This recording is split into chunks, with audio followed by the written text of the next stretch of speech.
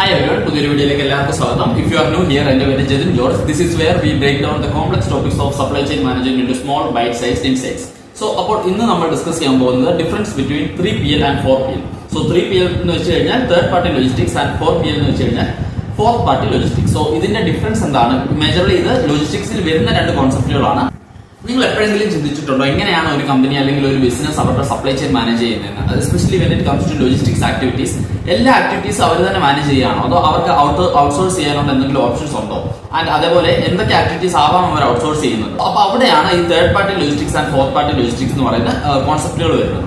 Third party logistics refers to the process in which the logistics activities of a business or of a company will be outsourced to an external service provider or a third party. So in which basically logistics activities which includes warehousing or order fulfillment, അതേപോലെ inventory management, അതായത് warehousing ലുള്ള inventory management and അതേപോലെ transportation, ഈ activities എല്ലാം ഒരു third പാർട്ടിക്ക്, അതായത് ഇതെല്ലാം കൂടി നമുക്ക് ലോജിസ്റ്റിക്സ് ആക്ടിവിറ്റീസിന്റെ അടുത്ത് പറയാം. അപ്പൊ ഈ ലോജിസ്റ്റിക്സ് ആക്ടിവിറ്റി ഒരു തേർഡ് പാർട്ടി സർവീസ് പ്രൊവൈഡറിന് നമ്മൾ ഔട്ട്സോഴ്സ് ചെയ്യും. ഫോർ എക്സാമ്പിൾ, നിങ്ങൾ ഒരു ഓൺലൈൻ ഫാഷൻ സ്റ്റോർ റൺ ചെയ്യാന്നിരിക്കട്ടെ. അതായത് കസ്റ്റമർ ഓർഡർ പ്ലേസ് ചെയ്ത് കഴിയുമ്പോൾ അവർക്ക് നിങ്ങൾ ഐറ്റം ഷിപ്പ് ചെയ്യും. നിങ്ങൾക്ക് ജസ്റ്റ് നിങ്ങളുടെ ഒരു വെബ്സൈറ്റ് വെച്ചിട്ട് as soon as you receive the order ഏതെങ്കിലും ഒരു തേർഡ് പാർട്ടിയെ നിങ്ങൾക്ക് ഏൽപ്പിക്കാം. നിങ്ങളുടെ പ്രോഡക്ട്സ് സ്റ്റോർ ചെയ്യാനും അതേപോലെ അത് ട്രാൻസ്പോർട്ട് ചെയ്യാൻ വേണ്ടിയിട്ട് നിങ്ങൾക്ക് ഒരു തേർഡ് പാർട്ടിനെ, ഫോർ എക്സാമ്പിൾ ഫെഡെക്സ് അല്ലെങ്കിൽ ബ്ലൂ ഡാർട്ട് പോലുള്ള കമ്പനീസിനെ നിങ്ങൾക്ക് അത് ഏൽപ്പിക്കാം. അപ്പൊ നിങ്ങൾക്ക് ഓർഡർ കിട്ടിക്കഴിയുമ്പോൾ നിങ്ങൾ അവരെ ഇൻഫോം ചെയ്യുന്നു, അവരുടെ വെയർ ഹൗസിൽ നിന്ന് ആ പറഞ്ഞ പർട്ടിക്കുലർ പ്രോഡക്റ്റ് അതേ സ്പെസിഫിക്കേഷനിലുള്ള കാര്യങ്ങളെല്ലാം ഓർഡർ ചെക്ക് ചെയ്തിട്ട് ആ കാര്യം ഈ കസ്റ്റമറിന് എത്തിച്ചു കൊടുക്കുന്നു. അപ്പൊ നിങ്ങൾ എന്ത് ചെയ്തേക്കാണ്, ഈ സ്റ്റോറേജ് ട്രാൻസ്പോർട്ടേഷൻ എല്ലാം നിങ്ങൾ മറ്റൊരാൾക്ക് ഔട്ട്സോഴ്സ് ചെയ്തേക്കാണ്. നിങ്ങൾ ചെയ്യുന്നത് കസ്റ്റമറിൽ അതായത് പ്രൈമറി ആക്ടിവിറ്റി മാത്രമാണ്. കസ്റ്റമറിൽ നിന്ന് ഓർഡർ എടുക്കുന്നു, അവർക്ക് ആ കാര്യം എത്തിയെന്ന് ഉറപ്പാക്കുന്നു, അവിടുന്ന് പേയ്മെന്റ് നിങ്ങൾ റിസീവ് ചെയ്യുന്നു, ആൻഡ് നിങ്ങൾ ഈ ഔട്ട്സോഴ്സ് ചെയ്തേക്കുന്ന തേർഡ് പാർട്ടിക്ക് അവരുടെ പേയ്മെന്റ് കൊടുക്കുന്നു. അത്രയുമാണ് നിങ്ങൾ ചെയ്യുന്നത്. ഇതിനെയാണ് നമ്മൾ തേർഡ് പാർട്ടി ലോജിസ്റ്റിക്സ് എന്ന് പറയുന്നത്. സോ ഇനി നമുക്ക് ഫോർത്ത് പാർട്ടി ലോജിസ്റ്റിക്സ് എന്താണെന്ന് നോക്കാം.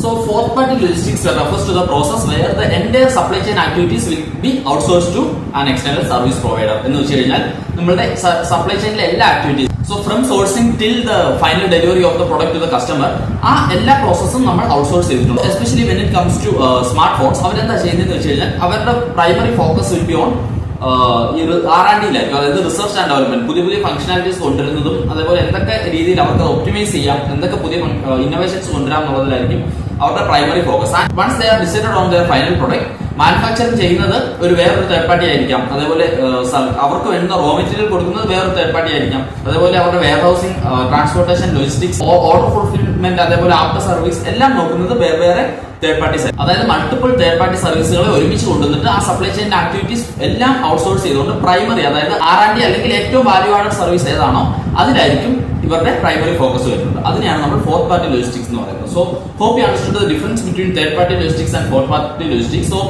നമ്മൾ ഒരു കീ ഡിഫറൻസ് ആയിട്ട് പറയുകയാണെങ്കിൽ ഈ ആക്ടിവിറ്റി ഔട്ട്സോഴ്സ് ചെയ്യുന്നതിനുപരിയായിട്ട് ചെറിയ ബിസിനസ്സുകൾ ആവുമ്പോൾ അവരെപ്പോഴും തേർഡ് പാർട്ടി ലോജിസ്റ്റിക്സ് ആയിരിക്കും ചൂസ് ചെയ്യുന്നത്. അതായത് അവർക്ക് കൺട്രോൾ ചെയ്യാൻ പറ്റുന്ന കാര്യങ്ങളെല്ലാം അവർ കൺട്രോൾ ചെയ്തുകൊണ്ട്, അതായത് അധികം കോസ്റ്റ് വരുന്നത് മാത്രം അവർ ഔട്ട്സോഴ്സ് ചെയ്യും. When it comes to big businesses or chains, A to Z കാര്യങ്ങൾ അവർ ഔട്ട്സോഴ്സ് ചെയ്തിട്ട് ഏറ്റവും വാല്യൂ ആഡഡ് ആക്ടിവിറ്റി ഏതാണോ അതിൽ മാത്രമായിരിക്കും അവരുടെ പ്രൈമറി ഫോക്കസ്. അവരുടെ റിസോഴ്സ് എല്ലാം അവർ അതിൽ ഇൻവെസ്റ്റ് ചെയ്യും. അപ്പൊ ഇതിന്റെ ഗുണം എന്താണെന്ന് വെച്ച് കഴിഞ്ഞാൽ നമ്മൾ ഈ ഔട്ട്സോഴ്സ് ചെയ്യുന്നത് വഴി നമ്മൾ റിസ്ക് ഷെയർ ചെയ്യാം.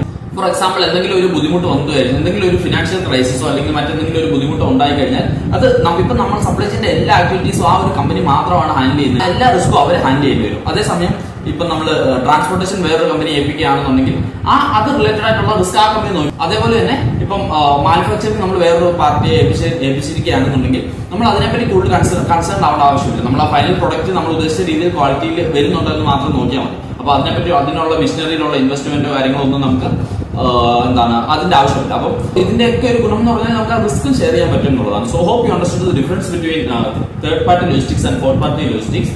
So that is the wrap for today's video. നിങ്ങൾ ഈ വീഡിയോ യൂസ്ഫുൾ ആണെന്ന് തോന്നുന്നുണ്ടെങ്കിൽ you can share with your friends who are interested in the world of supply chain management. നമുക്ക് അടുത്തൊരു വീഡിയോയിൽ വീണ്ടും മറ്റൊരു കോൺസെപ്റ്റുമായിട്ട് കാണാം. അതുവരേക്കും stay curious, keep exploring, let's learn, leap and lead together. Thank you for watching. Bye.